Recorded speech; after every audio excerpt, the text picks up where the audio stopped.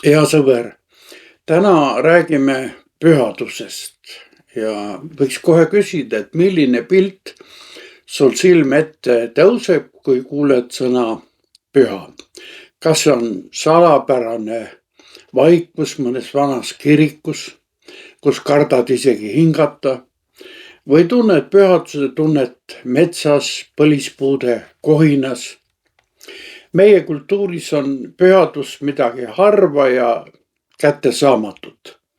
Me seostame seda üksildaste pühakutega, kes oma maailmas elavad täiesti eraldatuna, või ka ruumide ja aegadega, mis on kuidagi erakordsed ja ülevad. Täna püüame leida läbi ajaloo ja eluradu käies neid märke, mis tooksid meid pühaduse tähenduse parema mõistmiseni.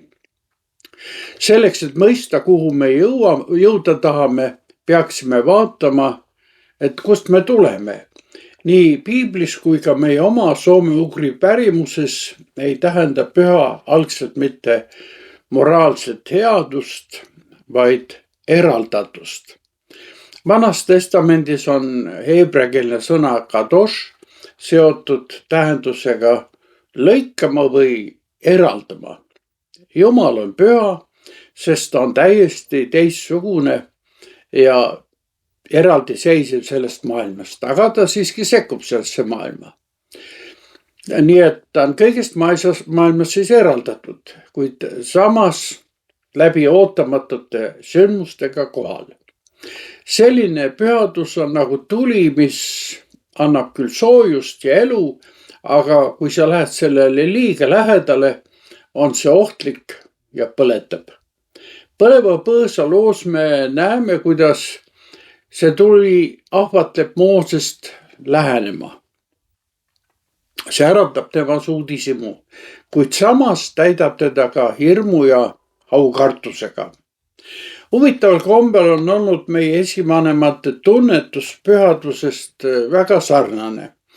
Ka meie sõna püha tähistab algselt piiri ja keeldu läheneda. Mõelgem hiitele ja pühadele allikatele, need olid enamasti paigad, kus kehtisid ranged reeglid. Iies ei tohtinud okse murda ega vanduda. Need paigad olid ümbritsetud piiriga inimeste ja vaimude maailma vahel. Nii võiks öelda, et alul on pühadus midagi, mis on taraga või aiaga ümbritsetud. Taraks võivad olla ka selles paigas kehtivad käsud ja keelud. See on argielust nii-öelda välja lõigatud ja kaitstud ala. Kuid Uues Testamendis märkab midagi väga revolutsioonilist. Jeesus toob pühaduse templimüüride vahelt nii-öelda välja otse inimeste keskele, inimeste südamesse. Jeesus ei räägi enam pühadusest kui millestki, mida saab nii-öelda pesemata kätega määrida. Ta ütleb, õndsad on puhtad südamelt, sest nemad saavad näha Jumalat. Väline eraldatus ja selle rõhutamiseks loodud rituaalid ja kombed asenduvad sisemise hoiakuga. Nii märkamegi suurt erinevust. Kui vanas maailmas pidi püha hoiduma eemale rüvedast, et mitte määrduda, siis Jeesus, keda hüütakse Jumala pühaks, toimib nagu otse vastupidiselt. Ta puudutab pidalitõbisid ja sööb koos patustega. Ja tagajärg on see, et ta ei nakatu, vaid vastupidi, pidalitõbisid saavad terveks ja need patused, kellega ta koos söövad, muudavad oma elu. Ometi ei tohi unustada, et Jeesuse avalikule tegevusele eelneb 40 päeva kõrbes. See on ka üks eraldatusaeg, kus saatan teda kiusab. Sellele lisanduvad intensiivsed õhtused ja hommikused palveajad, kus ta viibib oma taevase isaga erilises läheduses. Niisiis pühadus, millega ta astub keset argipäeva, on kantud sisemisest vaikusest ja seal kogutud energiast. see ongi kristliku pühaduse suur erinevus muisse maailma omast. Pühadus ei tähenda enam ainult isolatsiooni, vaid ka tervendavat, päästvat kohalolu. Apostlid hakkasid nimetama kõiki kristlasi pühadeks. Seda mitte sellepärast, et nad olid kuidagi täiuslikud, vaid sellepärast, et nad olid Jumala poolt välja valitud ja eraldatud, et kanda seda tervendavat pühadust maailma. Baptistlik vabakoguduslik traditsioon rõhutab asjaolu, et pühadus on protsess. See ei ole ainult Jumalast kutsutud läkitamine argipäeva, vaid midagi, millega kaasneb igapäevane kasvamine Jeesusesse, Kristusesse. Pühadus kasvab Jeesuse kui päästja ja õnnistegija järgimisega. Aga kuidas on ikkagi lugu 21. sajandil, kus pühadus näib kaduvat argimälu lainetesse? Kuidas säilitada pühadust argielu digitaalses müras?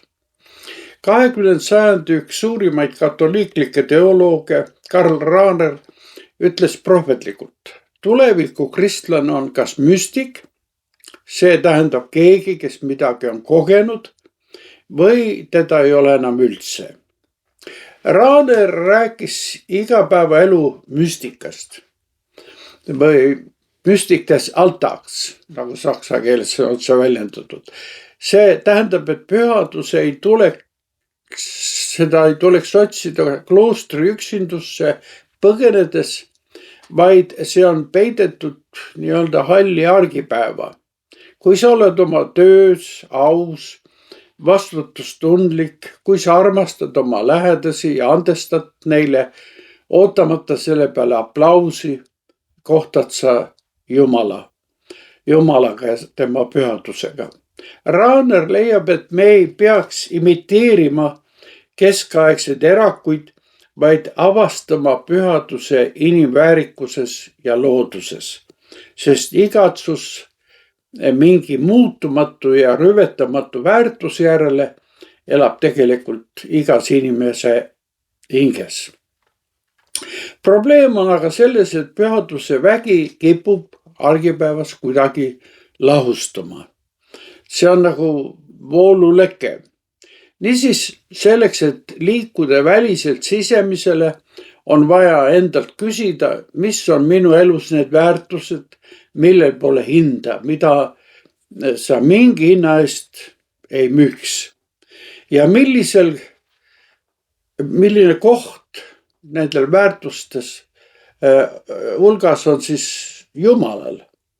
Kas sa oled ka siin pideva eneseoptimeerimise surve all või oled sa süüdatud sedavõrd Jumala ligiolust ja armastusest, et kannad seda soojust ja pühadust eneselegi teadmata ümbritsevasse maailma, oma perekonda ja kolleegide keskele. Ja sõber, pühadus ei ole kauge ega hirmutav.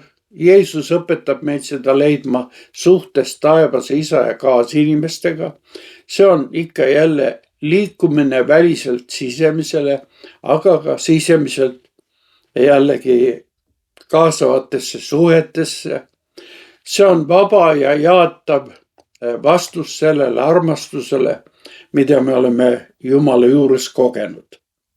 Sa ei pea pühadust otsima tingimata kaugetelt mägedelt ja maadelt.